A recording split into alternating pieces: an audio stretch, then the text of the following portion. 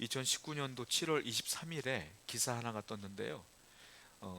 충북 청주에서 가족이 등산을 갑니다. 등산을 가는데 중학교 2학년짜리 딸아이가 벌레가 너무 무섭다고 혼자 집에 가겠다 그러는 거예요. 그래서 부모님이 허락을 했어요. 이 아이가 혼자 하산을 했는데 문제는 이 아이가 지적 장애인이었어요. 그런데 이 아이가 집에 부모님이 도착해 보니까 와 있지 않은 거예요. 그래서 경찰에 신고를 해서 실종 신고를 해서 이 아이를 찾는데 아무리 찾아도 없어서 경찰이 이때 동원된 인원수가 몇 명이냐면 5,700명이 이 아이를 찾는데 동원됐고요.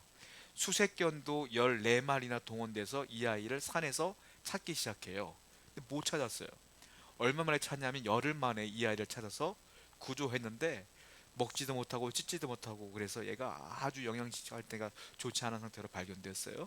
결국 이 아이를 잘 구조해서 살렸죠. 여러분, 이 아이를 찾는데 몇 명이 동원되냐면 경찰 5,700명이 동원됐어요. 너무 오버일까요? 심한 걸까요? 그렇지 않아요. 왜냐하면 생명 살리는데 5천 명이 뭐고 만 명이면 어때요? 한 명 살리는데 그게 중요한 게 아니죠. 그 5,700명보다 개 14마리보다 한 생명이 훨씬 더 중요한 거 아니겠습니까? 그렇잖아요. 이거는 저도 그렇고 여러분도 그렇고 모든 대한민국 국민들은 다 당연하다고 생각할 거예요. 왜? 생명이 귀하니까. 그런데 이상한 일이 벌어져요. 사람의 생명은 그렇게 귀한데 사람은 육과 영이 있거든요. 근데 영혼의 생명은 별로 귀하게 여기지 않는 것 같아. 육의 생명은 너무 귀한데 영의 생명은 귀하다고 생각하지 않아요. 내 영혼이 죽던 말던 내 영혼이 지옥 가던 말던 별로 신경을 안 써요. 이게 참 이상한 일이에요. 아니 생명은 그렇게 귀한데 왜 영적인 생명은 귀하지 않을까요? 예수님께서 이렇게 말씀하셨어요. 마태복음 16장 26절 말씀 한번 읽어보겠습니다. 시작.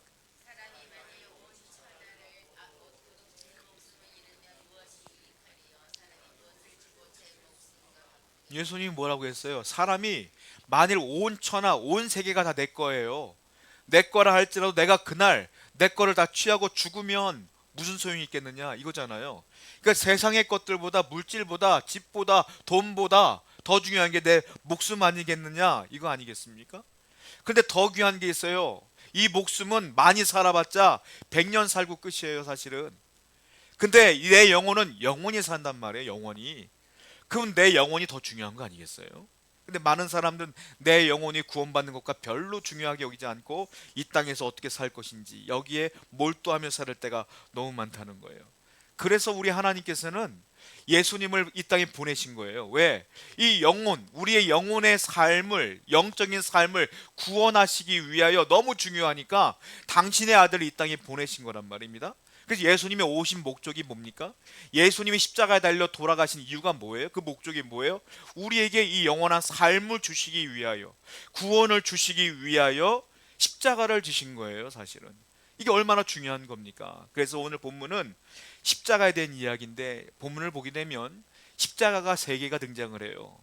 하나의 십자가는 예수님의 십자가고 두 개의 십자가는 예수님 좌와 우에 있는 강도들의 십자가가 등장을 하게 됩니다. 그런데 제가 성경을 묵상해 보니까 이 세 개의 십자가가 다 의미가 다르더라고요.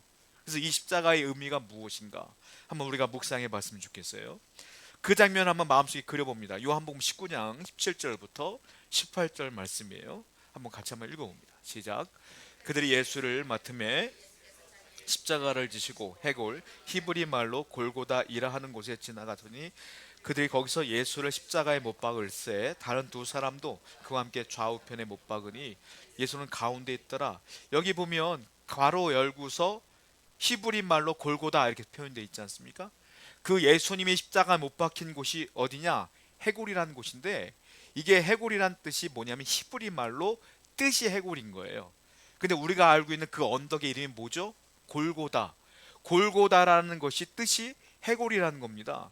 근데 이 골고다를 라틴어로 뭐라고 말하면 켈베니엄이라는 단어를 써요. 이게 라틴어로는 골고다가 켈베니엄이에요. 근데 이 켈베니엄이 영어로 가면 뭐가 됩니까? 캘버리가 돼요. 캘버리를 한국말로 그냥 뭐라고 말해요? 갈보리라고 그러는 거예요. 그러니까 갈보리가 이 켈베니엄이요 골고다다라는 거예요. 그러니까 이 뜻이 뭐라고요? 해골이란 뜻입니다. 우리가 늘 찬송 부르죠. 갈보리 십자가 위에. 이 갈보리가 곧 해골이란 뜻인데, 해골이란 이름이 붙인 이유가 있어요. 두 가지 설이 유력한데, 첫 번째, 그 골고다 언덕 지형이 위에서 보게 되면 해골 모양이에요. 그래서 이 언덕 이름을 갈보리라고 졌다, 골고다라고 졌다, 해골이란 뜻이다, 이렇게 표현하는 것도 있고요. 또 하나의 뜻이 있는데, 그건 뭐냐면 거기가 처형 장소거든요. 십자가 처형 장소. 그러다 보니까 사람이 죽으면 거기 시체가 그냥 널브러져 있어요. 그분 시간이 흐르면 썩겠죠. 해골이 거기 많아요. 그래서 해골이 많아서 거기가 해골이다, 이렇게 불리기도 했다는 겁니다. 그래서 예수님이 이 골고다 언덕에서 돌아가시게 되는 것이죠. 왜냐하면 로마 사람들은요, 자기들이 정복한 그 땅에는 두 가지 정책을 폈는데, 첫 번째는 유화 정책을 폈어요. 왜냐하면 우리는 너희들에게 잘해줄 거야 라고 안심시켰다는 거예요. 그런데 만약에 로마의 법에 반항하거나 데모하거나 뭐 적대하거나 그러면 아주 단호하게 대처를 했어요. 그래서 어떻게 대처하냐면 사람들이 다니는 대로변에서 그 사람들을 죽여요. 그래서 사람들에게 경각심을 주는 거예요. 우리한테 까불면 죽어, 이거예요. 그래서 이 골고다가 어디냐면 예루살렘 성 바깥에 있는데 도로변에 있어요. 그래서 사람들이 지나다니면서 십자가에 못 박힌 사람들 다 보게끔 하시는 거예요. 그래서 로마인들에게 유화 정책이지만 때로는 공포 정치도 핀 거예요. 잘못하면 죽는다라는 걸 보여주기 위해서 여기에 사형 장소를 만들었다라는 겁니다. 그런데요, 예수님께서 십자가에 돌아가셨는데 십자가형은 아무나 당하는 게 아니에요. 일반적인 잡범이 십자가에 죽지 않습니다. 이 십자가는 누가 죽냐면 살인범들이 죽어요. 그리고 굉장히 중한 강도범들이 죽어요. 강도짓하다 사람을 죽이면 십자가에서 죽는 건데, 예수님 좌우편에 있는 사람들은 성경에 강도라고 써 있죠. 그런데 예수님은 이 십자가에서 죽을 일을 한 적이 없어요. 그런데 예수님은 십자가에서 돌아가셨다는 겁니다. 또 하나 재밌는 게 있는데, 예수님의 십자가가 이 강도 사이에 있는 게 재밌는 거예요. 왜 가운데 있었을까요? 자, 제가 볼 때는 이 강도, 왼쪽에 있는 강도와 오른쪽에 있는 강도는 둘 다 공범 사이일 가능성이 높습니다. 그래서 같은 날 같은 죄목으로 같이 죽는 거예요. 그리고 우리가 알고 있는 것처럼 우편에 있는 강도가 좌편에 있는 강도를 막 꾸짖잖아요.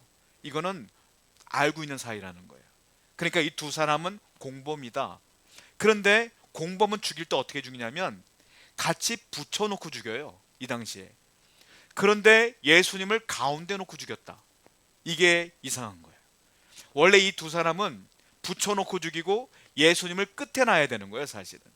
근데 예수님이 가운데 있다는 것이 이상한 거예요. 왜 그러냐? 이거는 다분히 의도적이다라는 겁니다. 누구의 의도냐? 예수님을 마지막 사형 선고를 넣는 언도를 내린 빌라도의 의도가 숨겨져 있다라는 거예요. 자, 좀 자세히 설명하자면 이런 겁니다. 이 유대 사람들이, 대제사장, 서기관, 이 사람들이 예수님을 고발했어요. 자기들끼리 공회를 열었어요, 밤에. 그래서 예수님에게 사형 선고를 내렸어요. 자, 유대인의 법에 의해서 예수님을 사형 선고를 내린 겁니다. 그런데 중요한 거는 실질적으로 사형 선고를 내렸지만 사형을 집행하는 건 유대인들의 소관이 아니야. 왜냐하면 로마인들이 유대인을 잡았기 때문에, 유대를 다스리기 때문에 집행자는 누구냐? 로마인에게 있어요. 로마법을 따라야 돼. 그런데 로마법에 의해서는 예수님이 죽을 일을 한 게 아니에요. 유대인들에게는 신성모독이라는 죄가 있어요. 그런데 로마인들이 볼 때는, 아니 자기네 종교를 신성모독한 것과 로마와는 아무 상관이 없어요. 그러니까 이거는 사형당할 만한 문제가 아니에요. 누가 사형당하냐면 로마 황제를 대적하면 사형당할 일이죠. 그런데 빌라도가 재판을 하는데 예수님은 로마 황제를 대적한 적이 없는 거예요. 그러니까 빌라도가 고민에 빠졌어요. 이거 죽일 일이 아니거든요. 그런데 유대인들은 난리가 났어요. 예수님 죽이라고 난리가 난 거예요. 그래서 빌라도가 놔줘요. 안 된다, 죽일 수 없다 했더니 폭동이 막 일어나려고 하는 거예요. 빌라도가 폭동이 일어나면 자기가 이걸 잘 다스리지 못한 거기 때문에 로마 군정으로부터 자기가 질책을 받은 것 같은 거야. 그래서 어떻게 하냐, 타협을 해요. 야, 죽일게, 알았어. 이거 하나 죽이는데 뭘 얻겠냐, 알겠다, 죽일게 하면서 우리가 알고 있는 것처럼, 우리가 알고 있는 그 바라바를 놔주고 예수님을 십자가에 못 박기로 결정을 내리는 것이죠. 자, 그렇게 결정을 내렸는데 빌라도가 가만히 생각해 보니까 양심의 가책이 있는 거예요. 예수님을 죽일 일을 한 일이 없거든요. 그래서 어떻게 할까 고민하다가 이렇게 한 거예요. 예수님의 십자가를 끝에 놓는 게 아니라 두 강도 사이에 놓기로 결정을 해요. 왜냐하면 모르는 사람들이 그 십자가를 볼 때 예수님도 마치 공범인 것처럼 꾸며놓은 거예요. 공범들은 붙어놓거든요. 그러니까 이 두 강도는 확실해. 근데 예수님도 그 가운데 있어. 그러니까 지나가는 사람들이 볼 때 저 예수도 똑같이 강도짓하다 사람 죽였나 보다. 그렇게 일을 꾸며놓은 게 빌라도인 거예요. 그래서 예수님이 가운데로 들어간 건데 이게 참 묘한 거예요. 사실은 성경을 한번 볼까요? 요한복음 19장 19절 말씀입니다. 시작.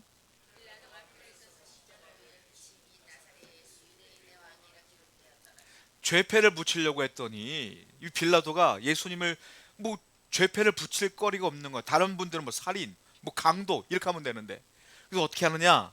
여기 뭐라고 죄패를 붙였습니까? 나사렛 예수 유대인의 왕 이렇게 표를 붙인 거예요. 죄패를.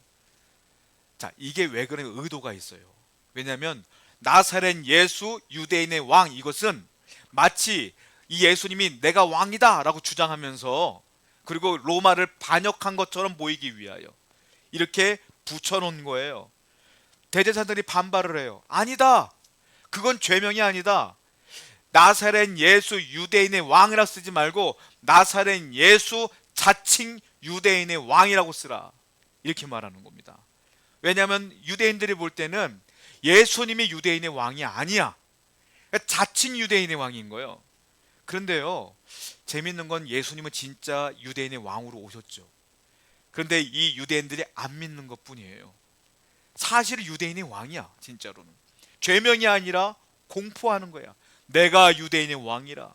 근데 이 사람은 자칭을 붙이자는 거예요. 그런데 빌라도가 이건 고집을 펴요. 안 된다. 자칭을 붙여놓으면 어떤 일이 벌어지냐면 예수님이 마치 과대망상증 환자라든지 내가 왕이다 라는 것처럼 아니면 허풍쟁이로 보일 수 있어요. 그럼 허풍쟁이를 사형을 내릴 수가 없어. 과대망상증 환자를 사형을 내릴 수가 없어. 그래서 자칭을 빼버린 거예요. 마치 로마를 대적하는 것처럼 보이기 위해서.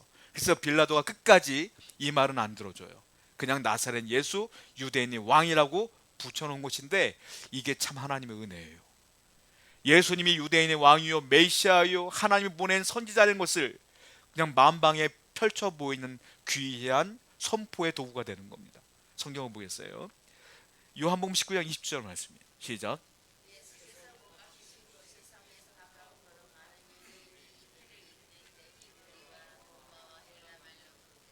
이게요 자칭이 아니라 나사렛 예수 유대인의 왕이라고 죄패를 붙였는데 하나의 언어로만 쓴 게 아니에요.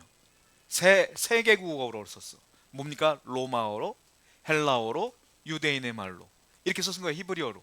그러니까는 지나가는 사람들이 히브리 사람이든 헬라 사람이든 로마 사람이든 다 볼 수가 있는 거야. 저 사람이 유대인의 왕이네. 저 사람이 메시아네. 저 사람이 유대인의 왕이네. 다 보는 거예요. 이거는 하나님께서 십자가를 통하여 예수님이 메시아인 것을 선포하는 장면이에요. 사실 예수님은 그렇게 십자가에 돌아가십니다. 자, 우리는 먼저 예수님의 십자가를 바라봐야 돼요. 예수님의 십자가는 어떤 십자가냐? 대속의 십자가였다. 우리를 구원하시기 위한 십자가였어요. 자, 이 예수님의 이 상황을 이사야서는 이미 예언을 했어요. 성경 보겠습니다. 이사야 53장 12절 말씀입니다. 시작.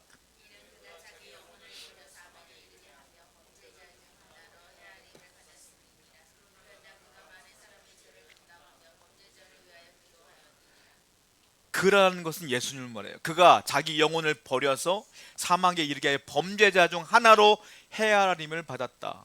예수님도 그 강도 중에 한 사람인 것처럼 사람들에게 느껴진 것처럼 똑같이 예언이 됐어요.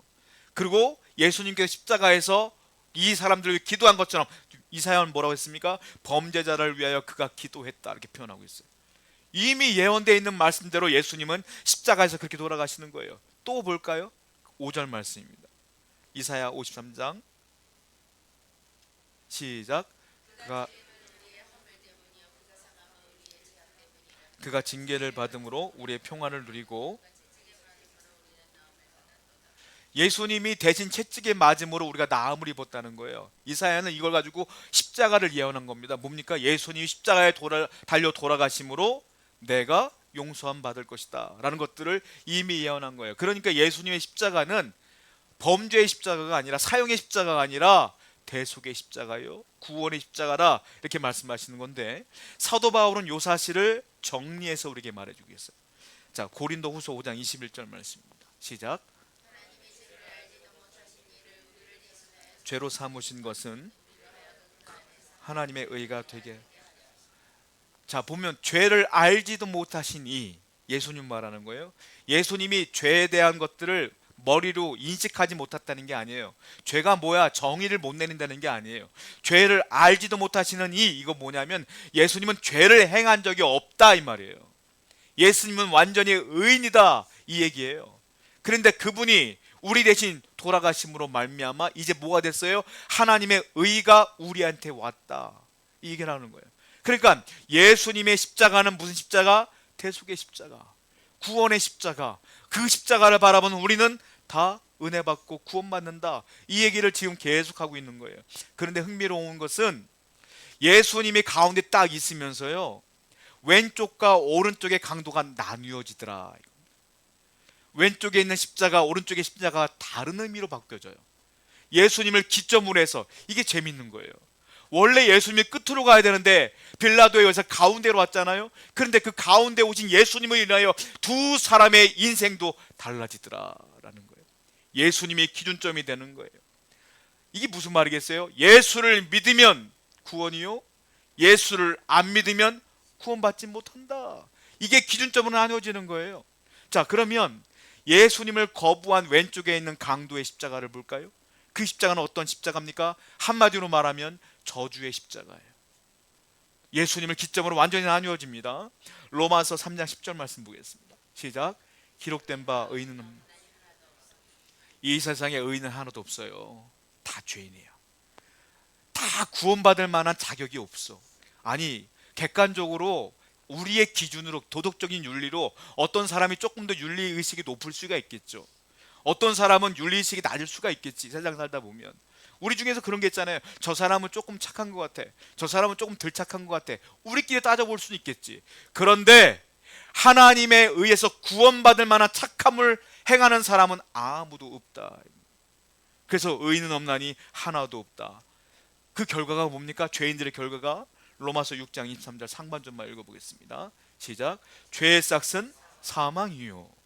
그래서 모든 사람들은 다 죽는다 이 말이에요.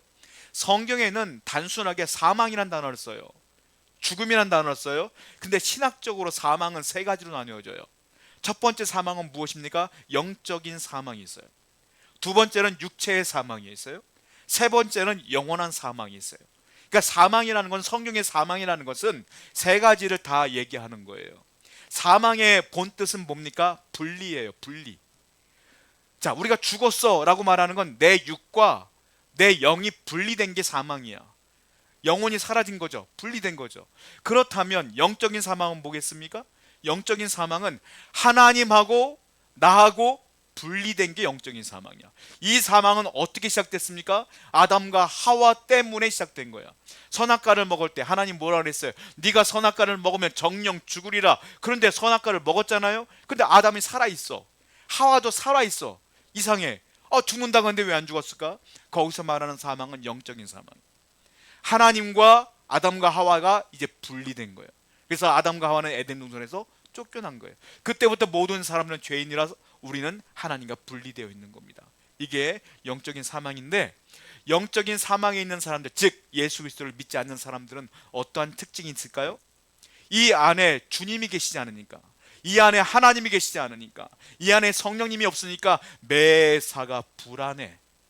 그리고 두려워, 염려가 돼. 하나님이 이 안에 계시면 불안해도 두려워도 염려가 돼도 하나님께 기도함으로 극복할 수가 있는데, 이 안에 하나님이 없으니까, 분리되었으니까 늘 불안한 거예요. 그러니까 여러분 가운데 이 불안이 오거나 두려움이 오면 다 성령의 힘으로 몰아내셔야 돼요. 기도로 다 싸워 이기셔야 돼요. 왜냐하면 우리는 영적 사망이 아니잖아요. 예수를 믿음으로 이 안에 성령님이 계시지 않습니까? 불안할 필요가 없고 염려할 필요가 없어요. 자, 이게 영적인 사망이에요. 두 번째, 육체적인 사망은 뭐냐면 인간의 수명이 다할 때, 인간의 육체가 끝나면 영혼과 육이 분리되면 죽은 거예요. 그게 육체적 사망이라는 겁니다. 자, 영원한 사망은 뭡니까? 영원한 사망은 육체가 영혼과 분리되면서 그 영혼이 천국에 가거나 지옥에 가는 거예요. 사람들은 내 육체가 죽으면 내 인생의 종말이라고 생각해요. 종점이라고 생각해요? 아닙니다. 우리는 육체가 죽어도요, 종말이 아니고 종점이 아니에요. 자, 현상은 종점이지만 상태는 종점이 아니야. 왜? 내 영혼의 상태는 천국에 가든 지옥에 가든 둘 중에 하나야. 그러니까 중요한 게 뭡니까? 내 육체는 길어봤자 100년이지만 내 영혼은 영원히 살아. 그러니까 내가 천국 가도 영원히 사는 거고 지옥에 가도 영원히 사는 거야. 천국 가는 사람만 영원히 사는 거 아니에요? 지옥 가는 사람도 영원히 사는 거예요. 여러분, 끔찍합니다. 지옥 가서 영원히 산다고 생각해 보세요. 끔찍한 거야, 이건. 그러니까 우리가 100년 정도의 인생 가운데 예수 그리스도를 빨리 믿는 게 중요한 거예요. 얼마나 행복한지 몰라요. 하나님께서는 여러분들에게 100년 잘 살아라 하고 육신을 준 게 아니라 100년 동안에 예수 믿어라 하고 기회를 주신 것이다 라는 거예요. 이때 우리는 예수 그리스도를 믿음으로 영원한 천국에 대한 소망이 우리 안에 들어온 것이 얼마나 감사합니까? 자, 누가복음 23장 39절 말씀 보겠어요. 시작.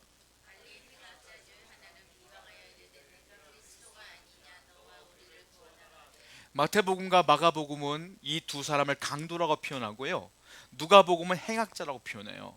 이 행악자 중에 왼쪽에 있는 행악자가 예수님을 보고 뭐라고 말합니까? 비웃죠. 비꼬아요. 야, 네가 그리스도냐? 네가 구원하는 메시아라며. 그러면 너도 구원받고 우리도 좀 구원해봐 라고 비꼬는 거예요.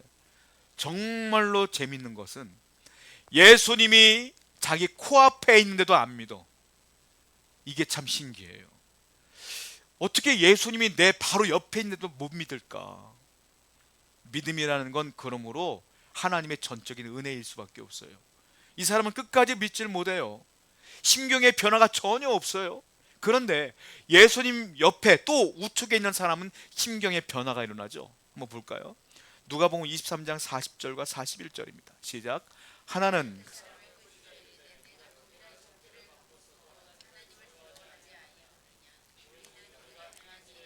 보응을 받는 것이니 이에 당연하거니와 이 사람이 행한 것은 옳지 않은 것이 없느니라.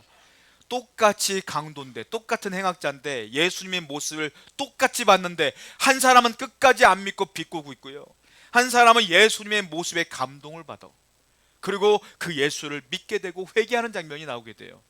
예수님을 가운데 놓고 인생이 완전히 달라지는 거예요. 여러분들의 인생은 이 축복된 인생으로 바뀌어야 될 줄로 믿습니다. 예수를 보고 믿는 것이 복이 아니겠어요?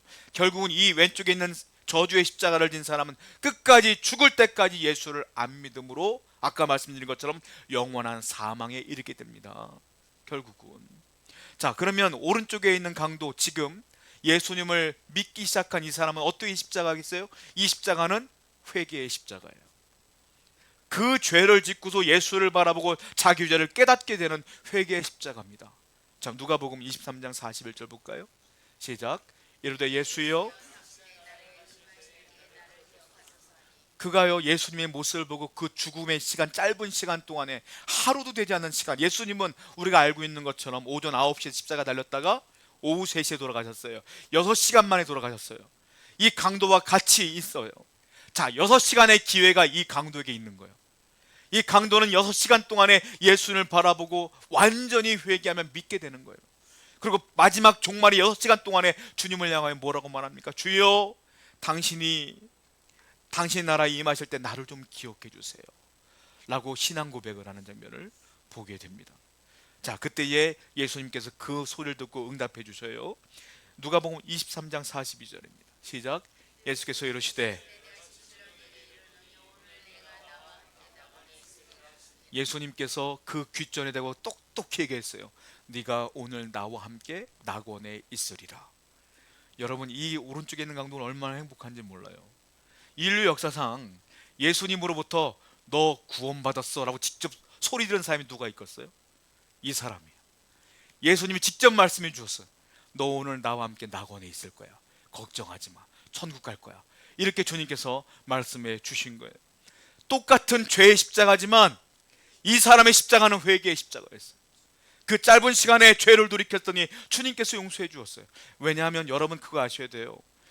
다 죄인이라고 성경에 써있잖아요. 의인은 하나도 없다 그랬잖아요. 사람들은 그래요. 아니 그 강도가 아니 그 6시간 동안에 그 짧은 시간에 예수 믿겠다고 고백한 것 그것 때문에 구원받는 거 너무 불공평한 거 아니에요? 라고 말할 수 있어요. 하나님 입장은 달라. 왜냐하면 하나님의 입장에서 볼 때는 20년 동안 선하게 산다고 해도 하나님 볼 땐 죄인이야. 왜? 구원받을 수 없는 죄인이거든. 다 똑같은 죄인이야. 그 죄인이나 십자가 달려고 1시간 만에 회개하는 죄인이나 똑같은 죄인이요 다. 그런데 중요한 건 뭡니까? 이 죄인도 회개했으면 구원받을 자격이 되는 거예요. 그러니까 여러분들 누가 죄가 크다 할 필요가 없어요. 하나님 볼 땐 다 똑같은 죄인이요.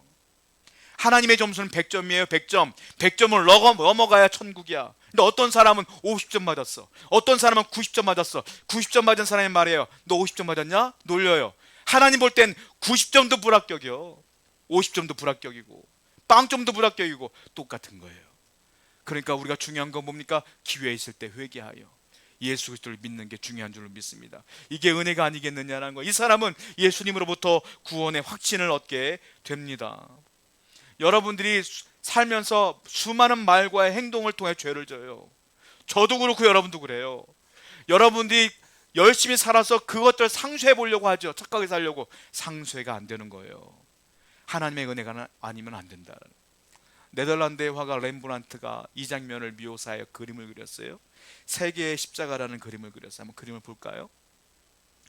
이게 렘브란트의 세계의 십자가라는 그림인데요.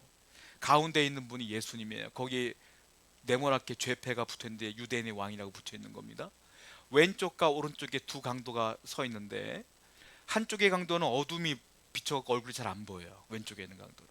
그리고 오른쪽에 있는 강도는 환하게 빛이 비치면서 하늘을 바라보고 있어요.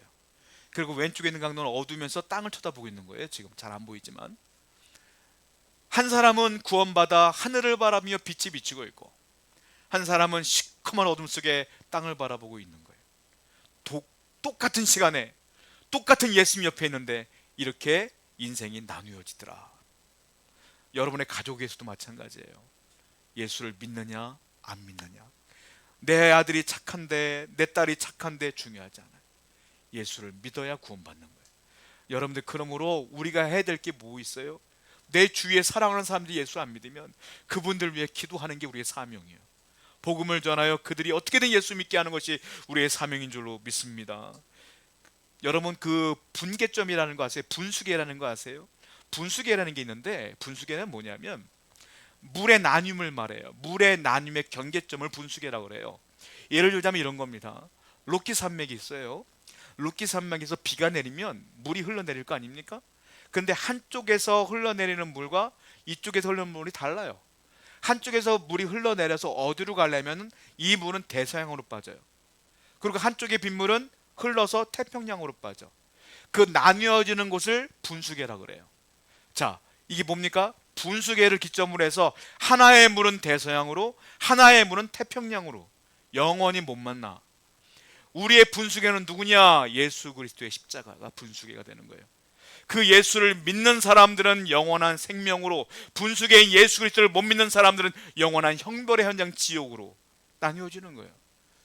그래서 우리는 항상 예수님의 십자가를 묵상하여 구원에 감사하는 여러분 되기를 축원드립니다. 자, 중요한 건 예수님에 대한 반응의 차이인 거예요. 반응. 어떻게 반응할 것이냐. 성경을 볼게요. 요한복음 3장 16절부터 18절입니다. 시작. 하나님이 멸망하지 않고 영생을 얻게 하려 하심이라. 하나님이 그 아들을 세상에 보내신 것은 세상을 심판을 하심이 아니요 그로 말미암아 세상이 구원을 받게 하려 하심이라. 그를 믿는 자는 심판을 받지 아니하는 것이요 믿지 아니하는 자는 벌써 심판을. 사람들은 말이야, 아니 너무한 거 아니에요. 예수 그리스도를 믿는 사람과 안 믿는 사람 때문에 천국과 지옥으로 나눠진다? 이거 너무한 거 아닙니까? 어떻게 살아오는 게 더 중요한 거 아니에요? 라고 따져 물을 수 있지만 저는 할 말이 없어요. 왜? 성경에 이렇게 써 있잖아요. 하나님이 세상을 이처럼 사랑하사 독생자를 주었으니 그를 믿는 자마다 멸망치 않고 영생을 얻을 것이고 그를 믿지 않는 사람은 멸망할 것이다. 내가 한 말이 아니라 성경에 써 있었는데 저 어떻게 말할 수 있겠어요? 이거는 내가 말한 게 아니라 하나님이 말씀하시는 거예요. 하나님의 아들 예수님에 대한 반응에 따라 달라진다. 이건 성경의 진리입니다. 구약에도 똑같은 얘기가 나오죠. 비슷한 얘기예요. 우리가 흔히 생각할 때 불교는요, 열반에 들어가려면, 극락에 들어가려면 자기가 고행을 닦아야 된다는 거야. 그러니까 사람들의 머리는 이해가 돼. 그렇지. 고행을 겪고 고통을 겪으며 착하게 살아가다, 그리고 그것이 열반에 들어가서 극락에 들어가는 건 이해가 되지. 그런데 기독교는 이해가 안 된다는 거야. 아니, 예수를 믿으면 그냥 구원을 받는데 이해가 안 된다는 거예요. 또 이해가 안 되는 게 구약 성경에 나와 있어요. 뭡니까? 출애굽을 했을 때에 이스라엘 사람들이 하나님을 원망합니다. 그때 하나님께서 어떻게 했어요? 불뱀을 보냈어요. 불뱀을. 그래서 불뱀이 원망하는 백성들 다 물었어. 근데 고열이 나면 다 죽는 거예요. 그때 모세가 하나님께 기도하죠. 하나님 제발 좀 살려주세요. 그때 하나님께서 아주 멋있는 대답을 해줘요. 뭐라고 말하는가? 모세야, 저 뱀하고 똑같이 생긴 모양으로 노수를 하나 만들어봐라. 노수로 뱀 모양을 만들었어요. 장대에 끼워서 높이 들게 해라. 높이 들었어요? 누구나 다 볼 수 있게 해라. 다 볼 수 있어요. 동서남북에서 높게 있으니까 저기 잠실에 가면 빌딩 하나 큰 거 보이는 것처럼 다 보이게 해놨어. 그러니까 하나님 말씀하시는 거예요. 이제 넌 명령해라. 불뱀에 물린 사람들은 저 고개를 들고 노뱀을 바라봐라. 그럼 나을 것이라. 이게 무슨 말이에요? 약을 바르는 것도 아니고 치료하는 것도 아니고 그냥 노뱀을 보래요. 그냥. 그것도 그 말을 믿은 사람들이요, 뱀에 물리자마자 노뱀을 봤더니 나았어. 그런데 이것도 말도 안 된다고 하는 사람들은요, 뱀에 물리자마자 집에 들어가서 약 바르는 사람도 있을 거예요. 그 사람은 다 죽었어. 예수를 믿고 구원받는 것과 노뱀을 바라보고 구원받는 건 똑같은 거예요. 이 노뱀은 예수님을 예표하는 거거든요. 예수를 믿는 것과 노뱀을 바라보면 똑같은 거예요. 하나님께서는 이미 구약 때부터 신약 때까지 이 진리의 말씀을 우리에게 계속 말씀하시고 계시는 거예요. 왜? 인간은 자기의 힘으로 구원할 힘이 전혀 없어요. 하나님의 방법으로만 구원받을 수 있기 때문에 그렇습니다. 민수기 21장 9절 말씀이에요. 시작. 모세가 노뱀을 만들어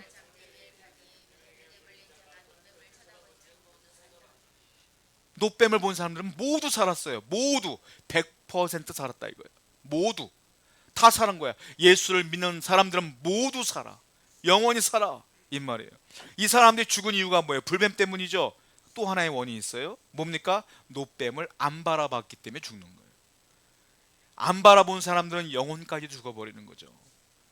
여러분들의 최우선순위가 뭐예요? 인생에 영혼 구원이 되셔야 돼요. 그것이 최우선이어야 돼. 아니 여기서 잘 먹고 잘 살아봤자 100년뿐이 안 된다니까요. 영원히 사는 게 중요한 거 아니겠습니까?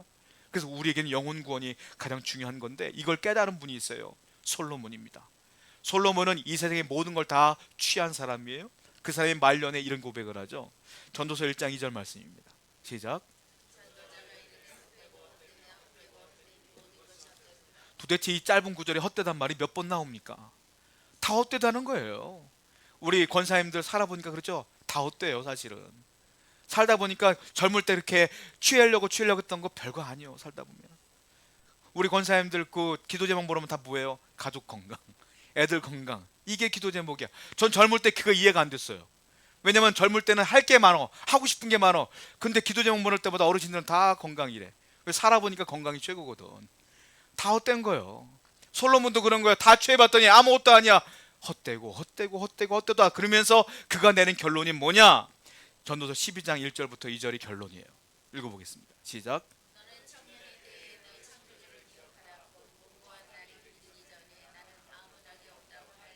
가깝기 전에 해와 빛과 달과 별들이 어둡기 전에 빛 위에 구름이 다시 일어나기 전에 그리하라. 유명한 말씀, 이 결론 말씀이거든요. 너는 청년의 때에 너의 창조주를 모아라. 기억하라. 왜 청년의 때겠어요? 이거는 인생 가운데 빠른 때, 가능하면 제일 빠른 때에 빨리 하나님 만나라 이 말이에요.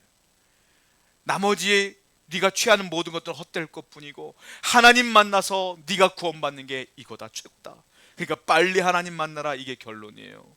어리석은 부자가 풍년을 만나서 이런 얘기합니다. 와, 풍년이구나, 곡식이 많구나, 내가 이걸 어떻게 놓을까, 야, 창고를 더 쌓아놔야지, 여기다 쌓아놓고 여기다 쌓아놓고 여기다 쌓아놔야 되겠다 했을 때 주님이 뭐라고 말합니까? 누가복음 12장 20절 말씀 읽어볼게요. 시작. 하나님이 이르시되,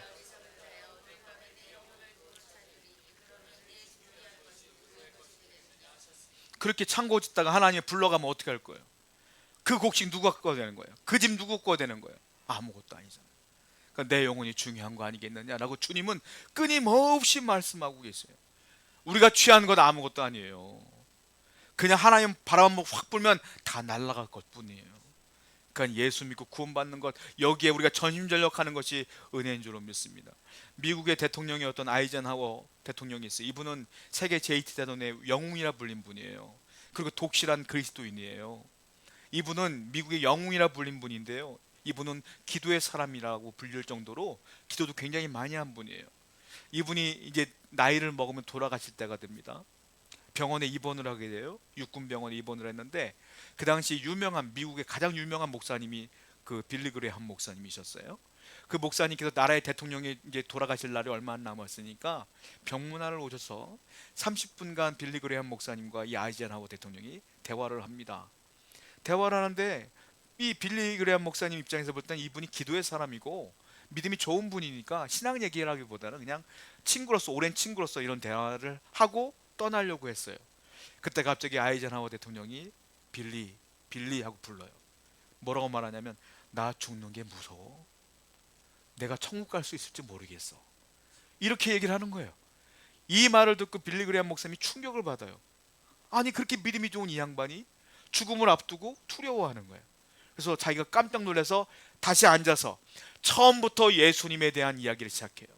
예수님이 날 위해 십자가에 못 박히신 일, 부활하신 일, 그리고 우리에게 은혜를 주신 일, 이런 일을 쭉 설교를 다시 하셨어요.